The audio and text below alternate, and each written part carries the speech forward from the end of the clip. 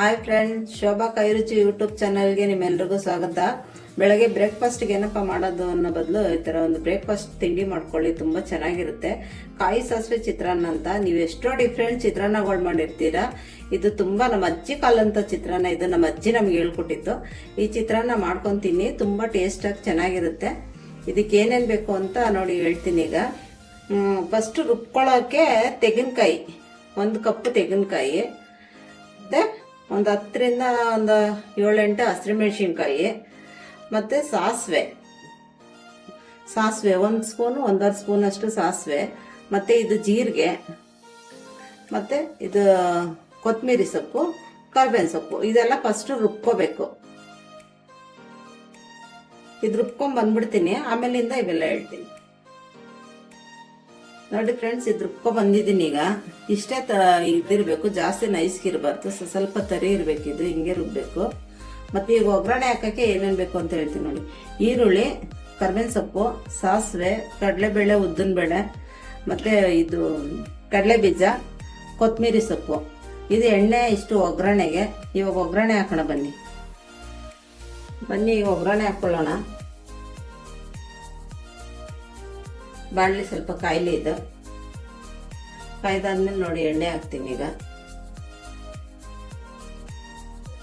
ಎಣ್ಣೆ ಒಂದು ಸ್ವಲ್ಪ ಜಾಸ್ತಿ ಇರಬೇಕು, ಜಾಸ್ತಿ ಕಮ್ಮಿ ಇದೆ ಅಷ್ಟು ಟೇಸ್ಟ್ ಇರಲ್ಲ ಚಿತ್ರಾನ್ನಕ್ಕೆ. ಅದಕ್ಕೆ ಈಗ ಸಾಸಿವೆ ಹಾಕ್ಕೊಳ್ಳೋಣ. ಸಾಸಿವೆ ಸ್ವಲ್ಪ ಕಾಯಿಲೆ. ಸಾಸಿವೆ ಕಾಯ್ತಾ ಇದ್ದಂಗೆ ಕರಿಬೇವು ಹಾಕ್ಕೊಳ್ಳೋಣ. ಕರಿಬೇವು ಚಟಪಟ ಅಂತ ಬರಬೇಕು. ಆಮೇಲಿಂದ ಕಡಲೆ ಬೀಜ ಹಾಕೋಬೇಕು.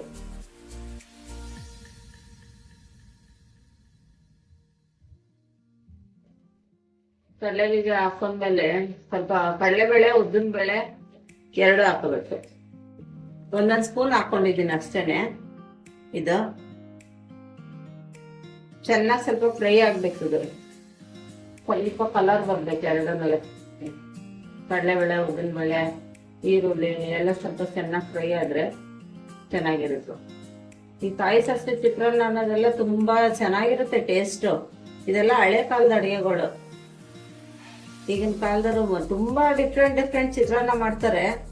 ಆದ್ರೆ ಇದ್ರಲ್ಲೂ ಇದು ಒಂಥರ ಚಿತ್ರಾನ್ನನೇ. ಇದು ಚೆನ್ನಾಗಿರುತ್ತೆ. ಇದು ರುಬ್ಬಿ ಮಾಡೋಂಥ ಚಿತ್ರಾನ್ನ. ಇದು ರುಬ್ಬ ಚಿತ್ರಾನ್ನ ಅಂತಾರೆ, ಮತ್ತೆ ಕಾಯಿ ಸಾಸಿವೆ ಚಿತ್ರಾನ್ನ ಅಂತಾರೆ ಇದಕ್ಕೆ.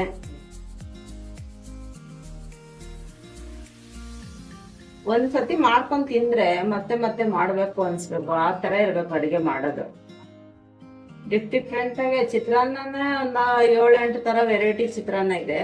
ಮತ್ತೆ ಈಗ ವರಮಹಾಲಕ್ಷ್ಮಿ ಅದೆಲ್ಲ ಬರುತ್ತಲ್ವಾ, ಅವಾಗೆಲ್ಲ ಮಾಡಿ ಚಿತ್ರಾನ್ನ ಎಲ್ಲ ಚೆನ್ನಾಗಿರುತ್ತೆ. ಪ್ರತಿ ಹಬ್ಬಕ್ಕೂ ಚಿತ್ರಾನ್ನ ಮಾಡೇ ಮಾಡ್ತೀವಲ್ವಾ, ನೈವೇದ್ಯಕ್ಕೆ, ಇದಕ್ಕೆ ಈರುಳ್ಳಿ ಹಾಕ್ತೇನೂ ಮಾಡ್ಬೋದು ನೈವೇದ್ಯಕ್ಕೆ, ಪೂಜೆಗಳಿಗೆಲ್ಲ. ಆದ್ರೆ ನಾವು ಸ್ವಲ್ಪ ಮನೆಗೆ ತಿನ್ನೋದ್ರಿಂದ ಈರುಳ್ಳಿ ಹಾಕೋಬಹುದು ಅಷ್ಟೇ. ಈರುಳ್ಳಿ ಹಾಕ್ತಾರೆ ಮಾಡ್ತಾರೆ ಹಬ್ಬ ಒಂದಾಗೆಲ್ಲ. ಈರುಳ್ಳಿ ಯೂಸ್ ಮಾಡಲ್ಲ. ಮನೇಲಿ ಗೊತ್ತಾ ಇದ್ದೀನಿ. ಇದಕ್ಕೆ ಈ ಮಸಾಲೆ ಎಲ್ಲ ಚೆನ್ನಾಗಿ ಫ್ರೈ ಆಗ್ಬೇಕಿದು. ಫ್ರೈ ಆಗಿ ಇದರಲ್ಲಿ ಎಣ್ಣೆ ಬಿಟ್ಕೋಬೇಕು. ಆಮೇಲಿಂದ ಅನ್ನ ಕಲಿಸ್ಬೇಕು.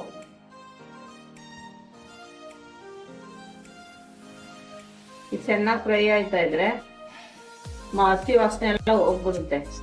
ಹಸಿ ವಾಸನೆ ಹೋಗಿ ಸ್ಮೆಲ್ ಘಮ ಅಂತ ಬಂದ್ರೆ ಅದರಿಂದ ಈ ಚಿತ್ರಾನ್ನ ಆಗಿದೆ ಅಂತ. ಇದಕ್ಕೆ 1 ಸ್ಪೂನ್ ಅರಿಶಿನ ಪುಡಿ ಹಾಕೋತಾ ಇದ್ದೀನಿ, ಒಂದು 1/2 ಸ್ಪೂನ್ ಅಷ್ಟು.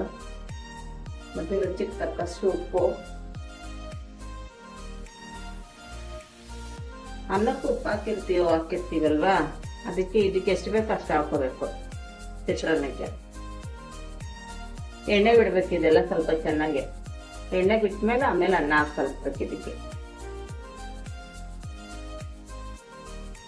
ಈಗ ಎಣ್ಣೆ ಬಿಟ್ಕೊಂಡಿದೆ ನೋಡಿ. ಈಗ ಇದಕ್ಕೆ ರೈಸ್ ಹಾಕೋಬಿಡೋಣ. ಒಂದು 60 kg ಅಷ್ಟು ರೈಸ್ ಹಾಕಿದ್ದೀನಿ ನಾನು. ಒಂದು 3ರಿಂದ 4 ದಿನ ಆರಾಮಾಗಿ ತಿನ್ಬೋದು ಇಷ್ಟರಲ್ಲಿ. ನೋಡಿ,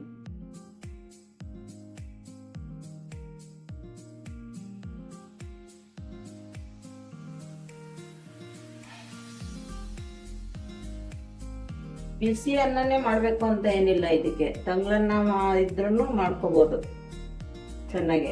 ಇದಕ್ಕೊಂದು 2 ನಿಂಬೆಹಣ್ಣು ಹಿಂಡ್ಕೊಬಿಡೋಣ.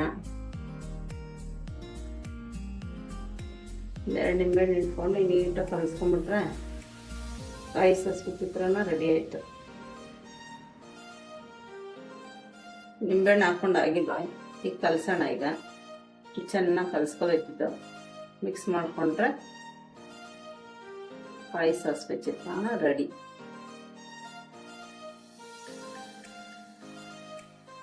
ನೋಡಿ ಕಲರ್ಫುಲ್ ಆಗಿದೆ, ಚೆನ್ನಾಗಿದೆ ಇದು ಕಾಯಿ ಸಾಸಿವೆ ಚಿತ್ರಾನ್ನ. ನೀವೊಂದ್ಸತಿ ನೀವು ಮನೇಲಿ ಮಾಡಿ ಟೇಸ್ಟ್ ನೋಡಿ, ಅವಾಗ ಗೊತ್ತಾಗುತ್ತೆ. ಫ್ರೆಂಡ್ಸ್, ಆಗಿದೆ ಕಾಯಿ ಸಾಸಿವೆ ಚಿತ್ರಾನ್ನ. ಸ್ಪೆಷಲ್ ಆಗಿದೆ, ಇದು ತುಂಬ ಟೇಸ್ಟ್ ಆಗಿರುತ್ತೆ. ನೋಡಿ ಮನೇಲಿ ಮಾಡ್ಕೊಂಡು ತಿಂದ್ಬಿಟ್ಟು ಟೇಸ್ಟ್ ಹೇಳಿ ನನಗೆ ಕಮೆಂಟ್ ಬಾಕ್ಸಲ್ಲಿ ಹೇಳಿ. ನೀವು ಯಾವುದೇ ಥರ ಒಂದು ಟೇಸ್ಟ್ ಚೆನ್ನಾಗಿದೆ ಚೆನ್ನಾಗಿಲ್ಲ ಅಂತ ನೀವು ನನಗೆ ಹೇಳಬೇಕು. ಹೇಳಿದ್ರೆ ಕಮೆಂಟ್ ಬಾಕ್ಸಲ್ಲಿ ನಮಗೂ ಗೊತ್ತಾಗುತ್ತೆ. ಲೈಕ್ ಮಾಡಿ, ಶೇರ್ ಮಾಡಿ, ಕಮೆಂಟ್ ಮಾಡಿ. Thank you for watching.